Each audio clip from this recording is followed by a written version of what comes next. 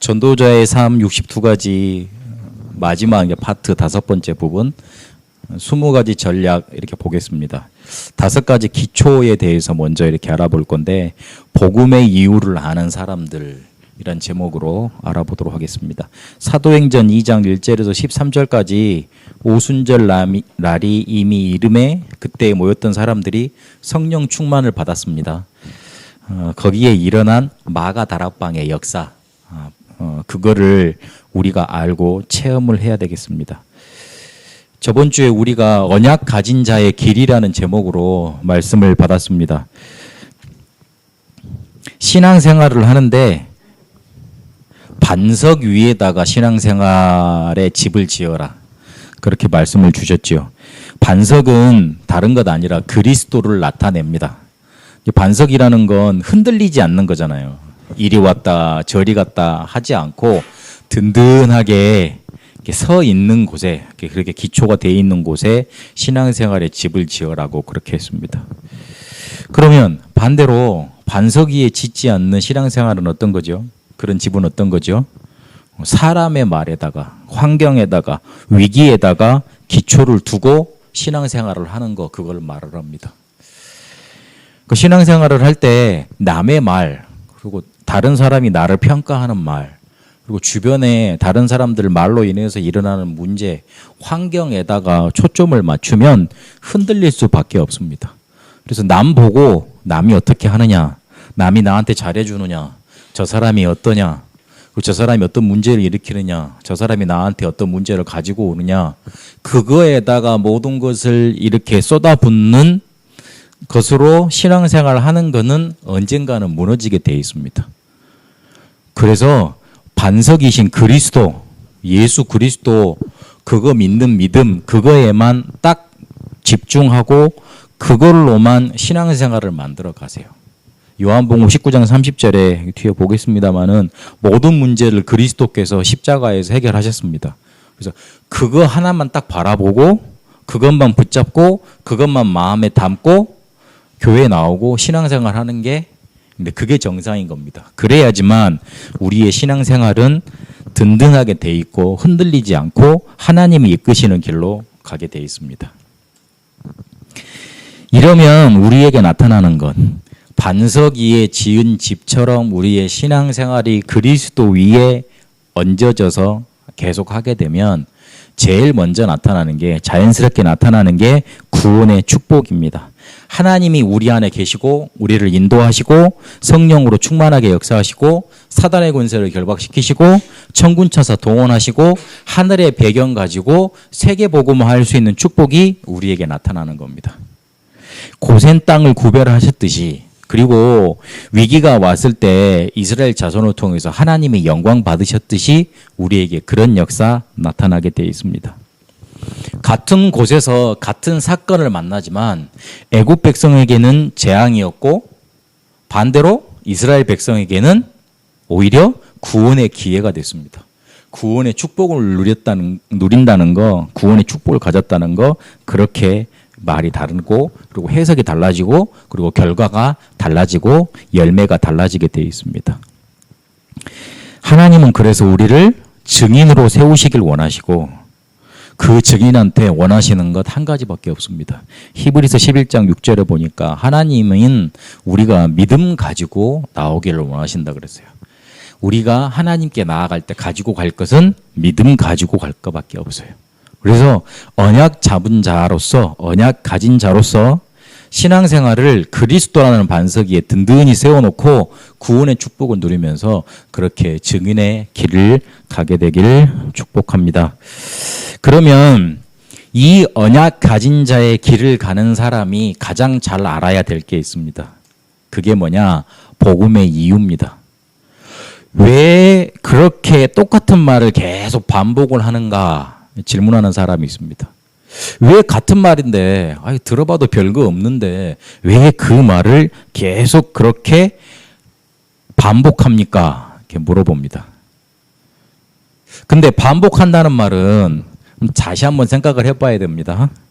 강조하고 싶어 하는 게 있기 때문에 계속 똑같은 말을 한다는 거예요. 이 말을 저 사람한테 전달하고 싶어. 그런데 저 사람이 듣는데 내 마음만큼 잘 안 받아들여지는 것 같고 못 이해하는 것 같아. 이해를 못하는 것 같아. 그래서 강조하고 싶은 거 있으면 전달을 하는 거예요. 자꾸 이제 반복을 하는 거예요. 그렇게 될 수밖에 없는 거예요. 근데 사람들이 듣기에는 똑같은 말을 하는 것 같으니까. 하는 사람은 강조하는데 하는 사람은 그게 똑같은 말이 아니거든요. 내가 하고 싶은 말이 있으니까. 계속 하고 싶은 말이 있는데 똑같은 말이 아닌 거예요. 강조하고 싶어서 뭔가 그렇게 계속 반복이 되는 겁니다. 그리고 여기서 한번 다시 생각해 봐야 될 게 있어요. 초대교회 성도들이 핍박도 가난도 위기도 죽음도 다 당했는데 포기하지 않았어요. 더 정확히 말하면 핍박도 가난도 위기도 죽음도 그들을 포기하게 못 만들었어요. 아무리 많이 닥쳐와도 그들을 포기시키지 못했어요. 어마어마한 권력을 가지고도 그 사람들을 복음 전하게 못 막았다는 소리예요. 왜 그랬느냐? 그들이 뭘 알았길래, 그들이 가진 게 뭐길래 그런 것들을 이길 수 있었느냐? 한번 생각해 봐야 돼요. 앞에 제가 했던 질문, 두 번째 제가 다시 드린 질문 같은 내용이에요. 왜 계속 반복하면서 하느냐? 강조할 게 있어서. 왜 그러면 초대교회 성도는 살아남았느냐? 그리고 세계복음화까지 했느냐? 로마를 뒤집어 엎었느냐? 뭔가가 있어서. 그게 뭐냐? 복음이 꼭 필요한 이유, 복음을 꼭 전달해야 되는 이유, 복음이 꼭 있어야만 되는 이유, 그거를 알았다는 거예요. 성경에는 새 절기를 가지고 이스라엘 백성이 애굽에서 나왔던 거 계속 기억하게 만들었습니다. 유월절을 통해서 구원을 설명하셨어요. 이스라엘 백성이 400년 동안 빠져나오려고 열심히 이렇게 하나님께 기도했잖아요. 빠져나온다고 이렇게 생각은 못했을지도 모르겠는데 이 사람들 마음속에 너무 힘드니까 자기들 살려달라고 하나님께 계속 기도했어요. 그렇죠?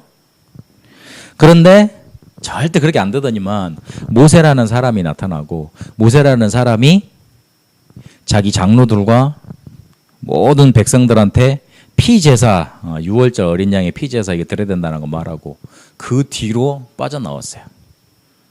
이스라엘 백성들한테는 마음속에 깊이 뭔가가 담기겠죠. 우리가 절대 하지 못했는데, 절대 할 수 없었는데 양을 잡아가지고 피를 문솔 지방에 바른 날 그때 우리가 빠져나왔다.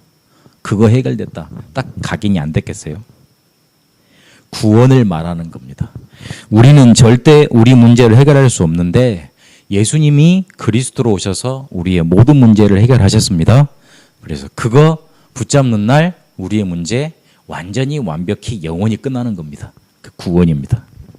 그리고 이스라엘 백성이 오순절을 지키게 하시면서 하나님이 광야 생활 동안 늘 이끄실 거라는 거 먼저 확인시켜 주셨어요.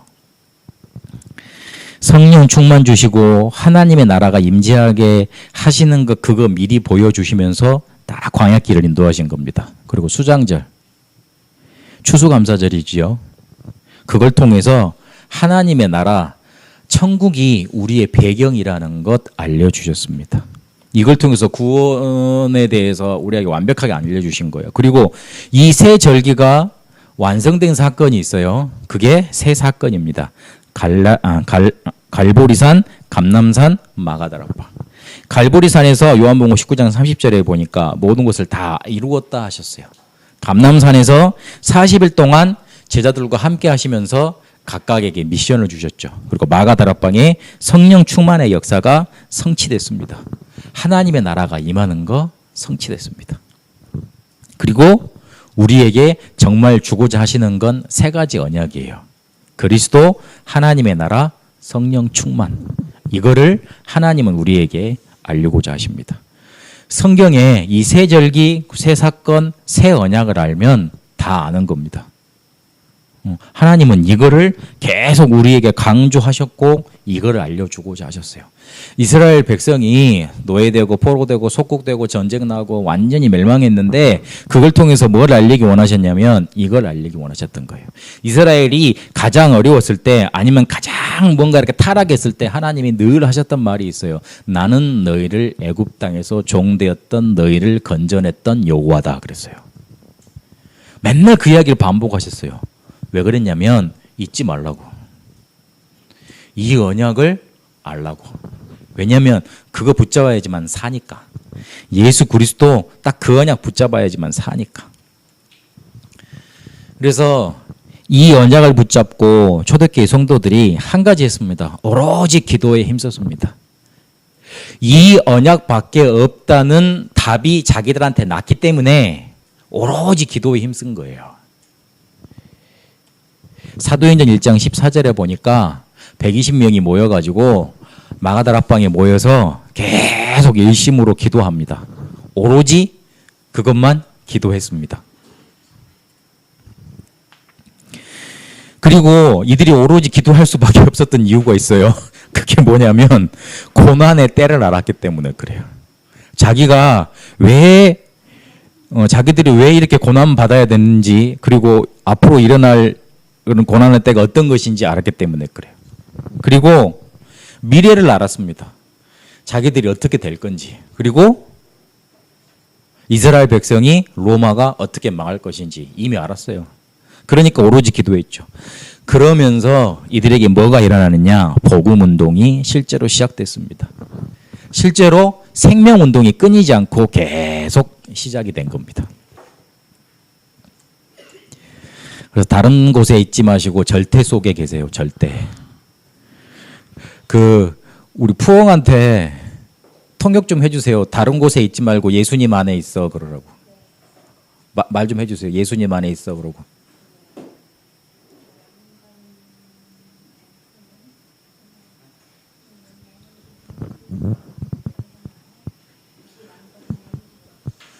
이해했대요?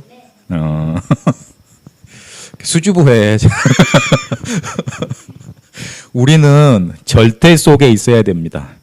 뭘 해야 될까 우리가 많이 고민을 하는데 하나님이 원하시는 것 속에 있어야 돼요. 하나님이 원하시는 것을 해야 된다 그러니까 우리가 많이 해야 된다고 생각을 하는데 그게 아니고요. 뭔가 하지 말아야 될 것, 이거는 하지 말아야 될 것, 그거를 잘 골라내는 게 하나님이 원하시는 것 속에 제대로 있는 겁니다.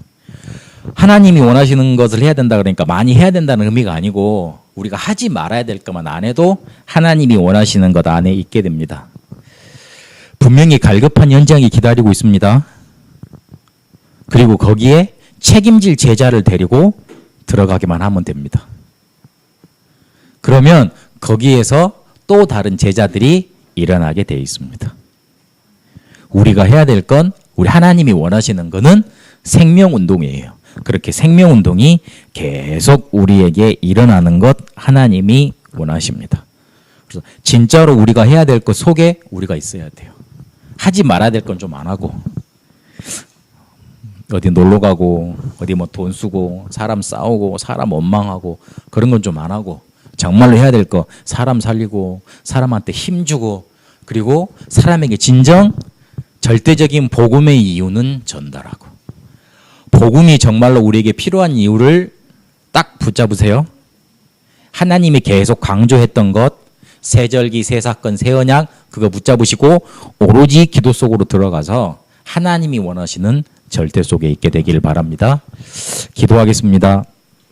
살아계신 하나님, 우리를 복음의 이유 알도록 그리스도 예수 안으로 부르셨습니다.